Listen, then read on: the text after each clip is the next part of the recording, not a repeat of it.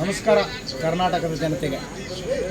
ನಾ ಇವತ್ತು ಈ ಒಂದು ವಿಡಿಯೋ ಮಾಡಿ ಹಾಕಲಿಕ್ಕೆ ಕಾರಣ ಏನಪ್ಪ ಅಂತಂದರೆ, ಈಗ ಒಂದು ವಾರದ ಹಿಂದೆನೋ ಅಥವಾ ಒಂದು 5-6 ದಿವಸದ ಹಿಂದೆನೋ ಸದನದಲ್ಲಿ ಬಸನಗೌಡ ಯತ್ನಾಳ್ ಸಾಹೇಬರು ಹಾಗೂ ಸುರೇಶ್ ಕುಮಾರ್ ಅವರು ಮಾಹಿತಿ ಹಕ್ಕಿನ ಬಗ್ಗೆ ಕೆಲವೊಂದಷ್ಟು ಮಾತುಗಳನ್ನು ಹೇಳಿದ್ದಾರೆ.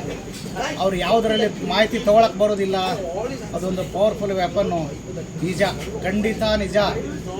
ಇದೇನಾದರೂ ಮಾಹಿತಿ ಹಕ್ಕು ಅನ್ನೋದೇನಾದರೂ ದೇಶದಲ್ಲಿ ಮಾಯ ಆದರೆ ಈ ದೇಶದಲ್ಲಿ ನ್ಯಾಯ ಅನ್ನೋದು ಉಳಿಯೋದಿಲ್ಲ, ಎಲ್ಲ ಸರ್ವನಾಶಕ್ಕೆ ಹೋಗ್ಬಿಡತ್ತೆ. ಯಾಕಂತಂದರೆ ಮಾಹಿತಿ ಹಕ್ಕು ಇದೆ ಅನ್ನೋದಕ್ಕೆ ಈಗೇನೋ 10% ನ್ಯಾಯ ಉಳ್ಕೊಂಡಿದೆ. ಭ್ರಷ್ಟಾಚಾರ ಮಾಡೋರು ಒಂದು 10% ಹೆದರ್ತಾ ಇದ್ದಾರೆ. ಈಗ ಅದು ಹೋಯಿತು ಅಂತಂದರೆ 100ಕ್ಕೆ 100% ಭ್ರಷ್ಟಾಚಾರ ಮಾಡ್ಕೊಂಡು ಹೋಗ್ತಾರೆ ಇವರು. ಅದಕ್ಕೆ ನಾನೇನು ಹೇಳ್ತಾ ಇದ್ದೇನೆ ಅಂದರೆ, ಬಸನಗೌಡ ಯತ್ನಾಳ್ ಸಾಹೇಬರಿಗೆ ತಮ್ಮ ಗಮನಕ್ಕೆ ಒಂದು ವಿಷಯ ತೊಗೊಂಡು ಬರ್ತೀನಿ. ಏನು ಅಂತಂದರೆ, ಈ ಮಾಹಿತಿ ಹಕ್ಕು ಅಧಿನಿಯಮ ನೀವೇನು ಹೇಳಿದ್ರಿ, ಭಾಳ ಮಂದಿ ಇದನ್ನು ಮಾಹಿತಿ ಹಕ್ಕನ್ನು ದುರುಪಯೋಗ ಮಾಡ್ಕೊಂಡಾರ, ಅವ್ರು ಆಸ್ತಿ ಮಾಡ್ಕೊಂಡಾರ, ಇನ್ನೂ ಏನೇನೋ ಮಾಡ್ಕೊಂಡಾರ ಅಂತೇಳಿ. ನಿಜ, ಖಂಡಿತ ಅಂಥವ್ರು ತನಿಖೆ ಮಾಡಿಸಿ, ನಮ್ಮದೇನು ಅಭ್ಯಂತರ ಇಲ್ಲ. ಯಾರು ತಪ್ಪು ಮಾಡಿದ್ರೆ ಅವ್ರು ಶಿಕ್ಷೆ ಆಗಲಿ. ಮಾಹಿತಿ ಹಕ್ಕು ಮುಂದಿಟ್ಕೊಂಡು ಅವರು ಅರ್ಜಿಗಳನ್ನು ಹಾಕಿ ಸರ್ಕಾರಿ ಅಧಿಕಾರಿಗಳನ್ನು ಬ್ಲ್ಯಾಕ್ ಮೇಲ್ ಮಾಡಿ ಅವ್ರನ್ನ ಹಣ ವಸೂಲಿ ಮಾಡ್ತಾ ಇದ್ರು ಅಂತಂದರೆ ಅಂಥವ್ರಿಗೆ ನೀವು ಏನು ಪನಿಷ್ಮೆಂಟ್ ಕೊಡ್ರಿ. ಬಟ್ ನನ್ನೊಂದು ಏನು ಸಜೆಷನ್ ಅಂತಂದರೆ, ಈ ಮಾಹಿತಿ ಹಕ್ಕದಾರರಿಗೆ ಏನು ಮಾಹಿತಿ ಹಕ್ಕು ಅರ್ಜಿ ಹಾಕಿದ ಮೇಲೆ ಸರ್ಕಾರಿ ಅಧಿಕಾರಿಗಳೇನು ಅವ್ರಿಗೆ ಲಂಚ ಕೊಡ್ತಾರಲ್ಲ, ನಮ್ಮದನ್ನು ಬಹಿರಂಗ ಪಡಿಸ್ಬೇಡ್ರಿ, ಇದನ್ನು ಮುಚ್ಚಿ ಹಾಕಿರಿ ಇಲ್ಲಿ ಅಂತೇಳಿ. ಹಾಗಾದ್ರೆ ಯಾಕೆ ಅದನ್ನು ಮುಚ್ಚಿ ಹಾಕಂತ ಹೇಳಬೇಕು? ಯಾಕೆ ಅವ್ರಿಗೆ ದುಡ್ಡು ಕೊಡಬೇಕು? ಇದನ್ನು ನಿಮಗೆ ಪ್ರಶ್ನೆ ಮಾಡೋಕ್ಕಾಗಲ್ವಾ? ಇದನ್ನು ಪ್ರಶ್ನೆ ಮಾಡಿರಿ ಮೊದಲು. ಸರ್ಕಾರಿ ಅಧಿಕಾರಿಗಳಿಗೆ ಇದನ್ನು ಪ್ರಶ್ನೆ ಮಾಡಿರಿ, ಆವಾಗ ನಾ ಹೌದಂತ ಎದಿ ತಟ್ಕೊಂಡು ಹೇಳ್ತೇನೆ ನಾನು ನಿಮ್ಮ ಬಗ್ಗೆ. ಯಾಕಂತಂತಂದರೆ, ಸರ್ಕಾರಿ ಅಧಿಕಾರಿಗಳು ತಪ್ಪು ಮಾಡೋದಲ್ಲೇ ಅವ್ರು ಇನ್ನೊಬ್ಬರಿಗೆ ದುಡ್ಡು ಕೊಡ್ತಾರೆ. ಅದು ಕೂಡ ನಿಲ್ಲಬೇಕು, ಅದು ಆಗಬಾರ್ದು. ಯಾವನೇ ಇವತ್ತು ಮಾಹಿತಿಯಾಗಿ ಇಟ್ಕೊಂಡ್ಕಾರ ಲಂಚ ತೊಗೊಂಡ, ಅದು ಕೂಡ ಅಫೆನ್ಸೆ, ಅವನಿಗೆ ಕೂಡ ಕಠಿಣವಾದ ಶಿಕ್ಷೆ ಆಗಬೇಕು. ಇದು ಹಾಗೇ ಆಗಬೇಕು. ಯಾಕಂತಂದ್ರೆ ಇವತ್ತು ಮಾಹಿತಿ ಹಕ್ಕು ಇರುವುದರಿಂದ ಈ ಒಂದು ನಮ್ಮ ದೇಶದಲ್ಲಿ ಅಷ್ಟೋ ಇಷ್ಟೋ ನ್ಯಾಯತೆ ಉಳ್ಕೊಂಡಿದೆ. ಹಾಗಾಗಿ ನಾನು ನಿಮ್ಗೇನು ಹೇಳ್ತೇನಪ್ಪ ಅಂತಂದರೆ, ಇನ್ನು ಸುರೇಶ್ ಕುಮಾರ್ ಅವರು ಹೇಳಿದರು, ಅದೇನು ಮಾಹಿತಿ ಆಯೋಗದ ಇದು ಏನೋ ಬೋರ್ಡ್ ಹಾಕೊಂಡು ಅಡ್ಡಾಡ್ತಾರೆ ಕಾರಿಗೆ, ಆಮೇಲೆ ಮಾನವ ಹಕ್ಕುಗಳಾದ ರಕ್ಷಣಾ ವೇದಿಕೆ ಅಂತ ಬೋರ್ಡ್ ಹಾಕೊಂಡು ಅಡ್ಡಾಡ್ತಾರೆ, ಏನೋ ಒಂದು ವಿಷಯ ಹೇಳಿದ್ರಿ, ನನಗೆ ಸರಿಯಾಗಿ ನೆನಪು ಬರ್ತಾ ಇಲ್ಲ. ಬೋರ್ಡ್ ಹಾಕ್ಕೊಂಡು ಅಡ್ಡಾಡಬಾರ್ದು ಅಂತ ಏನಿದೆ? ಒಬ್ಬರು ವಕೀಲರಾದವರು ವಕೀಲರ ಚಿಹ್ನೆ ಹಾಕ್ಕೊಂಡು ಅಡ್ಡಾಡ್ತಾರೆ, ಒಬ್ಬರು ಪೊಲೀಸರಾದವರು ತಮ್ಮ ಪೊಲೀಸ್ ಗಾಡಿ ಮೇಲೆ ಪೊಲೀಸ್ ಅಂತ ಹಾಕ್ಕೊಂಡು ಅಡ್ಡಾಡ್ತಾರೆ. ಸರ್ಕಾರಿ ವಾಹನವನ್ನು ಹೊರತುಪಡಿಸಿ ಬೇರೆ ಯಾವುದೇ ವಾಹನ ಮೇಲೆ, ತಮ್ಮ ಸ್ವಂತ ವಾಹನ ಮೇಲೆ ಯಾವುದೇ ಚಿಹ್ನೆಯನ್ನು ಹಾಕುವ ಹಂಗಿಲ್ಲ. ಇದು ರೂಲ್ಸ್ ಇದೆ, ಮೋಟ್ರ್ ವೆಹಿಕಲ್ ಆ್ಯಕ್ಟ್ ಪ್ರಕಾರ ಹೇಳ್ತಾ ಇದ್ದೇನೆ ನಾನು. ಹಾಕೋಂಗಿಲ್ಲ, ಆದರೂ ಹಾಕ್ಕೊಂಡು ಅಡ್ಡಾಡ್ತಾರೆ. ಕೆಲವು ಜನ ಸೂಕಿ ಹಾಕ್ಕೊಂಡು ಅಡ್ಡಾಡ್ತಾರೆ.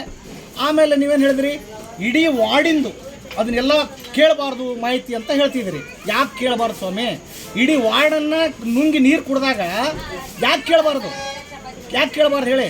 ಕೇಳೋದಕ್ಕೆ ಏನಾರು ತಪ್ಪಿದೆಯಾ? ಅದು ಮಾಹಿತಿ ಹಕ್ಕಲ್ಲಿ ಬರೋದಿಲ್ಲ ಅಂತ ಹೇಳ್ತಿದ್ರಿ. ಯಾವ ಸೆಕ್ಷನ್ ಅಡಿಯಲ್ಲಿ ಬರೋದಿಲ್ಲ ನಮ್ಗೆ ಉತ್ತರ ಕೊಡಿ. ಇಲ್ಲಿ ಯಾವ ಸೆಕ್ಷನ್ ಅಡಿಯಲ್ಲಿ ಬರೋದಿಲ್ಲ ಉತ್ತರ ಕೊಡಬೇಕು ನೀವು ಸುರೇಶ್ ಕುಮಾರ್ ಅವರು.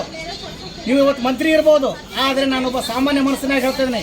ನನ್ನ ಹೆಸರು ಮಲ್ಲಿಕಾರ್ಜುನ್ ದೇವೇಂದ್ರಪ್ಪ ರೊಟ್ಟಿಗೆವಾಡ, ನನ್ನ ಊರು ಜೋಗೆಲ್ಲಾಪುರ, ಧಾರವಾಡ ತಾಲೂಕು, ಧಾರವಾಡ ಜಿಲ್ಲೆ, ಕರ್ನಾಟಕ ರಾಜ್ಯದವನು. ನಾನು ನಿಮ್ಗೆ ಪ್ರಶ್ನೆ ಮಾಡ್ತಾ ಇದ್ದೀನಿ, ಯಾಕೆ ಬರೋದಿಲ್ಲ ಮಾಹಿತಿ ಹಕ್ಕಲ್ಲಿ? ಯಾಕೆ ಕೇಳಬಾರ್ದು ಅಂದರೆ ಪ್ರಶ್ನೆಗಳು ಏನು ಮಾಡೇಬಾರ್ದಾ? ಹಾಗಾದರೆ NREG ಕೆಲಸ ಕೊಡ್ತಾರೆ. NREGಯಲ್ಲಿ ಎಷ್ಟು ಜನ ಹೋಗಿ ಕೆಲಸ ಮಾಡ್ತಾರೆ? ಈಗ ಎಷ್ಟು ಜನ ಕೂಲಿ ಕಾರ್ಮಿಕರು ಹೋಗಿ ಕೆಲಸ ಮಾಡ್ತಾರೆ? ಬಸನಗೌಡ ಯತ್ನಾಳ್ ಸಾಹೇಬ್ರೆ, ತಮ್ಮ ಜಿಲ್ಲೆಯಲ್ಲಿ, ಬಿಜಾಪುರ ಜಿಲ್ಲೆಯಲ್ಲಿ ಎಷ್ಟು ಜನ NREG ಒಳಗೆ ಕೆಲಸ ಮಾಡ್ತಾರೆ ಸ್ವಲ್ಪ ಹೋಗಿ ನೋಡ್ರಿ. ಅಲ್ಲಿ ಜನರ ಹೆಸರು ಮೇಲೆ NMR ಹಾಕ್ತಾರೆ.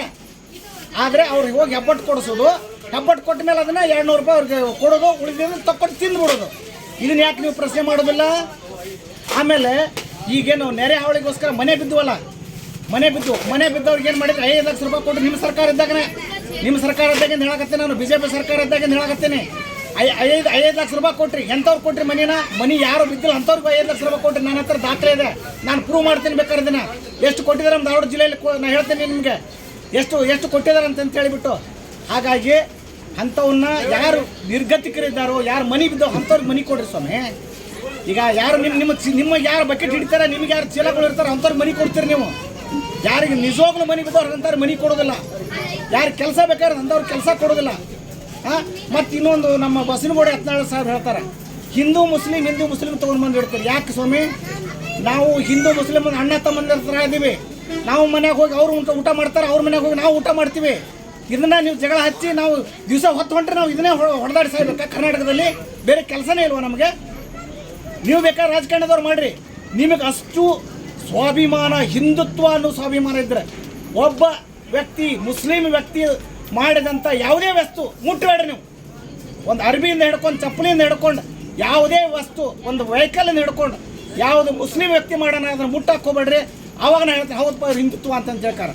ಹಿಂದುತ್ವ, ಮುಸ್ಲಿಮು, ಹಿಂದೂ ಮುಸ್ಲಿಂ, ಮಾತೆತ್ತಿದ್ರೆ ಹಿಂದೂ ಮುಸ್ಲಿಂ, ಮಾತೆತ್ತಿದ್ರೆ ಹಿಂದೂ ಮುಸ್ಲಿಂ. ಯಾಕೆ ಹಿಂದೂ ಮುಸ್ಲಿಂ ಚೆಂದಾಗಿ ನಾವು ಬಾಳಬಾರ್ದ ಕರ್ನಾಟಕದಲ್ಲಿ? ನಿಮ್ಮ ಮಾತು ಕೇಳ್ಕೊಂಡು ಬರೀ ಹೊಡೆದಾಡ್ಕೊಂಡು ಸಾಯ್ಬೇಕಾ? ಬೇರೆ ಕೆಲಸನೇ ಇಲ್ಲವ ನಮಗೆ? ನಾನು ಇಷ್ಟು ಹೇಳಿ ನಿಮ್ಗೆ ಏನು ಹೇಳೋಕೆ ಇಷ್ಟಪಡ್ತೀನಿ ಅಂದರೆ, ಇದನ್ನು ಬಿಡ್ರಿ, ಹಿಂದೂ ಮುಸ್ಲಿಂ ಅನ್ನುವಂಥದ್ದು ಬಿಡ್ರಿ. ನಾವೆಲ್ಲ ನಮ್ಮ ಊರಾಗ ನಾವು ಅವರು ಅಣ್ತಮ್ಮರ ಥರ ಇದ್ದೀವಿ. ಯಾಕಂದ್ರೆ ನಮ್ಮ ಊರಾಗ ನಾವು ಆಜು ಬಾಜು ಮನೆಯದವ್ರು ಇರ್ತೀವಿ. ನಾವು ನಿಮ್ಮಂಗೆ ದೋಷೆ ಮಾಡ್ಕೊಳಕ್ಕಾಗೋದಿಲ್ಲ. ದೋಷೆ ಮಾಡ್ಕೊಂಡ್ರೆ ಅವ್ನ ಹಣ ನಾನು ಕೆಡಬೇಕು, ನಾನು ಹಣ ಅವ್ನು ಕೆಡಬೇಕು, ಹಿಂಗೆ ಆಕೈತಿ. ಅದಕ್ಕೆ ನಮಗೆ ದ್ವೇಷ ಅನ್ನೋದು ಬೇಡ. ನಮ್ಮ ಕರ್ನಾಟಕದೊಳಗೆ ನಾವೆಲ್ಲ ಒಂದೇ ಇದ್ದೀವಿ, ಎಲ್ಲ ಭಾರತೀಯರು. ನಾವು ಭಾರತೀಯರು ಎಲ್ಲರೂ ಒಂದೇ ಜಾತಿ, ಒಂದೇ ತಾಯಿ ಮಕ್ಕಳಿದ್ದಂಗೆ ಇದ್ದೀವಿ. ಈ ಹಿಂದೂ ಮುಸ್ಲಿಂ ಅನ್ನುವಂಥದ್ದು ಬಿಡಬೇಕು.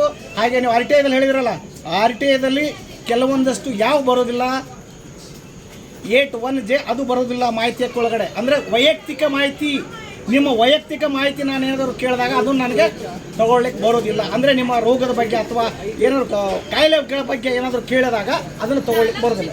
ಇನ್ನು ನಾನು ಹೊರತುಪಡಿಸಿ ಕೆಲವೊಂದಿಷ್ಟು ಲೀಸ್ಟ್ ಇದೆ, ಅವನ್ನು ಹೊರತುಪಡಿಸಿ ಎಲ್ಲವನ್ನು ಮಾಹಿತಿ ತಗೊಳ್ಬೇಕು. ಯಾಕಂತಂದರೆ ಇದು ಸಾರ್ವಜನಿಕರ ತೆರಿಗೆ ಹಣದಲ್ಲಿ ಮಾಡಿದಂಥ ಕೆಲಸ ಆಗಿರ್ತೈತಿ.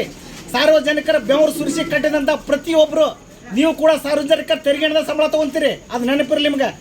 ನಾವು ನಮ್ಮ ಸೇವಕರು, ನಾವು ಅಂದರೆ ಕರ್ನಾಟಕ ಜನತೆ, ನಾವು ನಿಮ್ಗೆ ಸಂಬಳ ಕೊಡ್ತಾ ಇದ್ದೀವಿ,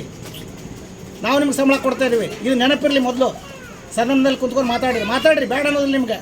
ಆದರೆ ನಿಮ್ಮ ಊರ ಬಗ್ಗೆ, ನಿಮ್ಮ ಊರಾಗ ಏನಾಗೈತಿ, ಬಿಜಾಪುರ ಜಿಲ್ಲೆ ಒಳಗೆ ಏನೇನಾಗೈತಿ ಅದನ್ನು ಕೇಳ್ರಿ ಸ್ವಾಮಿ. ಅಲ್ಲಿ ಯಾರಿಗೆ ಮನೆ ಇಲ್ಲ ಅಂಥವ್ರಿಗೆ ಮನೆ ಕೊಡ್ರಿ.